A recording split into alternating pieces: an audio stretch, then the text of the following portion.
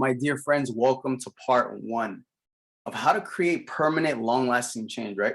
So, by the way, it's midnight right now. I actually did part two earlier today. I was in my suit, I was dressed up. So if you guys watch part two, that's probably why I'm in my suit and why I'm in my PJs right now.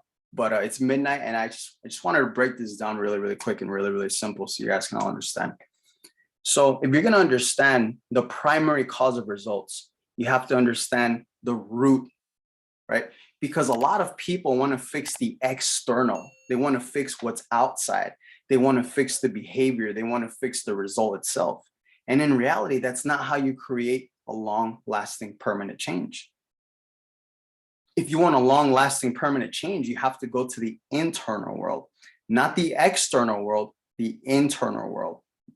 Everything you need is always within you. It's not out there. I promise you. It's not any fancy techniques. It's not any fancy funnels. It's not any fancy whatever. It's all in here. It's literally all in here. And when I say in here, I'm talking about your subconscious mind. So what we're going to do is if you're going to understand this, I want you to understand this first. We're going to break this down in two parts. We're going to break down first what is in your subconscious mind. What are the mental subconscious programmings that I'm talking about? And then in part two of the video, where I'm in my suit, you'll probably see the primary cause of results. Okay. So without further ado, let's just go and take a look at this little graphic illustration right here. So this is what my mentor, rest in peace, Mr. Bob Proctor, calls the stick person. Okay. This was invented in 1934 in San Antonio, Texas by Dr. Thurman Fleet. You know, he says, we think in pictures, but nobody's ever seen the mind. And no one can understand the mind if they don't have an image to work with. So he created this stick person right here. And basically, I want the top half to represent your mind. And I want the small circle to represent the body. We have two parts to our mind. We have a conscious and a subconscious.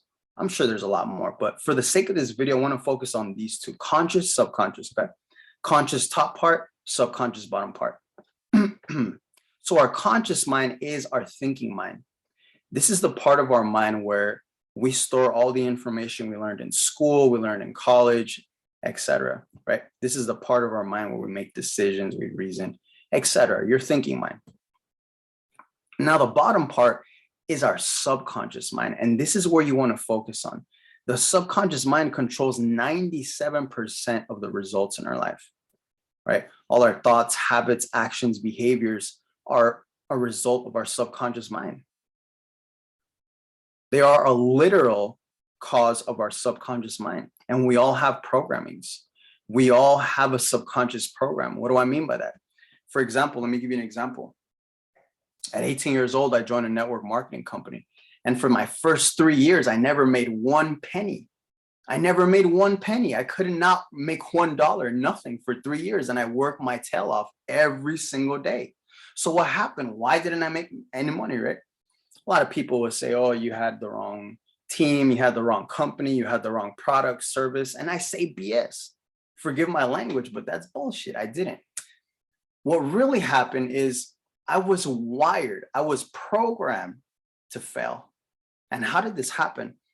Take a look at my life when I was 5 years old. When I was 5 years old, my parents brought me up in a lack consciousness. They always lack money.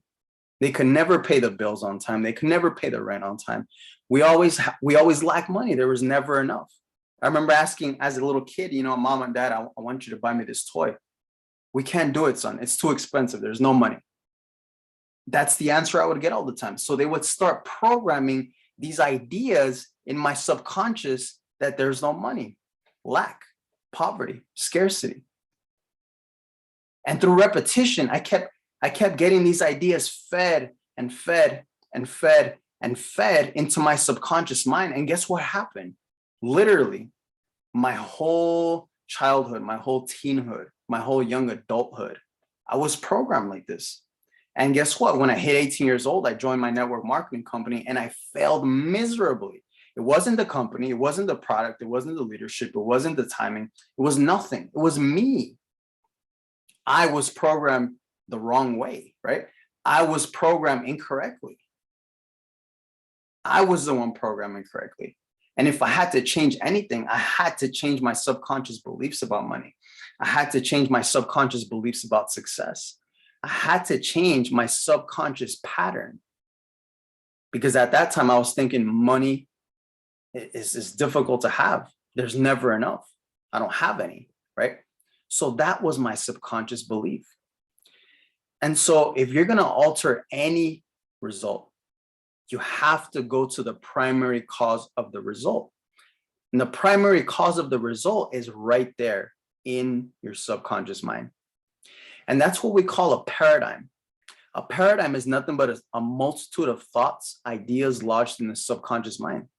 This is what controls 97% of the results in our life. So if you're in a company and you're not doing well, or you're stuck, or you can't earn past a specific amount of money, this is why. This is tongue twister again. This is exactly why you're stuck, because you are programmed. If a person earns $200,000 a year, they're programmed to earn $200,000. They don't earn $200,000 because they want to. They earn $200,000 because they're wired to. They're programmed to. And guess what? They're not going to earn any more. They're not going to earn any less consistently until they change that program. Now, for a couple months, you might, maybe a year or two, you might get to 500,000, whatever. But ultimately, you will go back to 200,000 because that is where you're wired. You're wired to earn 200,000. The same thing in your love life, right? In your love life, if you're programmed to be cheated on all the time, guess what? You're going to continue to attract people to you that are going to cheat on you. You're going to continue to attract people that are going to cheat on you, right? If it comes to your health and you're consciously aware of having bad health, you got to change that. You got to change that quick, right? So how do you know if you have a paradigm, or how do you know what a paradigm you're functioning under? Because we all have paradigms. All of us have paradigms. You just have to look, are they good or are they bad?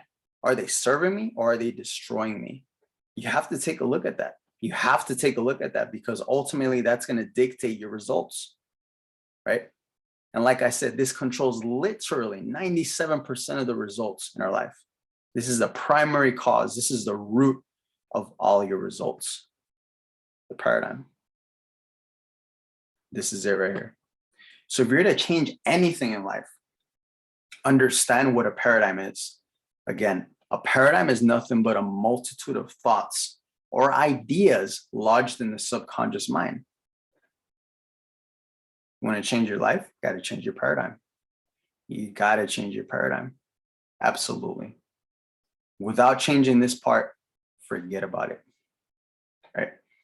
And so the wonderful thing is, you're not broken. I promise you, you're not broken. A paradigm, it was built through repetition of the idea. Look at it in my case. My parents would always tell me there's no money. I would always hear them stressing about bills, et cetera, et cetera.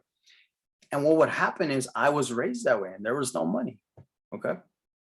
So that was the idea that I was getting constantly planted in my little young subconscious mind through repetition, repetition, repetition. It built that idea in there. Now, if I was raised with parents who were multimillionaires, they would implant ideas in my subconscious mind of wealth, of prosperity, of abundance. And guess what? I would have grown up, I would have grown up at 18 years old, at 15 years old. I would have been a millionaire at 15 years old. My point is that the consciousness that you're operating on is going to dictate those results, right? Whether they're good or they're bad. So with that being said, guys, I'm gonna wrap this up for part one. Go ahead and watch part two, which is on the Facebook group. I'm gonna name this part one. Part two is on the Facebook group. If you guys have any questions whatsoever regarding this, feel free to let me know. Get in touch with me and I'll be more than happy to answer them for you. So I really, really appreciate your time, guys. And I am signing off because it is midnight.